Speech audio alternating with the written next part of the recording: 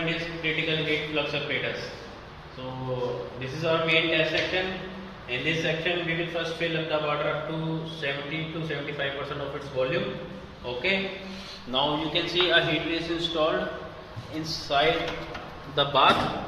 It is used to control the water temperature of the bath. Okay, we will control the water temperature of the bath less than the boiling point of water, say 70 or 80 degrees Celsius. Okay, after the temperature has been achieved, we will install a nichrome wire here between these two electrodes. Okay, simply these are check nuts. We can place the wire or wrap around it and then lock it. Okay, after we install, we will close this.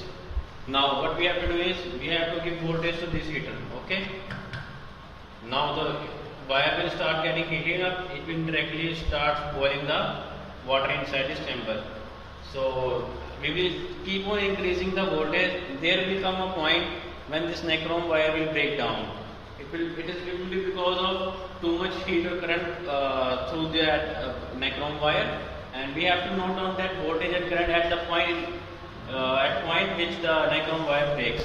This will give us the critical heat flux. Okay. Now this is our control panel.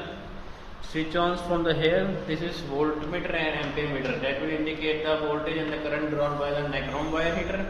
And this is temperature controller. This is used to control the temperature of the water bath. Currently it is set at 50 degrees Celsius, and process value, that means the current value is currently 36 degrees Celsius. When I switch on this heater, bath heater, then this value will try to approach our set value. Okay, this is the variant to control the heater input to the nichrome wire. We can give the voltage and current here. This is our data acquisition system for the heat transfer lab. Currently we are performing critical heat flux apparatus. So this is critical heat flux apparatus. We have all the data here: voltage, current, power factor, frequency, watt. This is all related to the nichrome wire heater. And this side, this is temperature set point and temperature, and this is the temperature of water bath. This is the temperature of the water bath. This data related to water bath. Okay, we can switch on the heater from here. Okay, on and off from here. This is also related to water bath.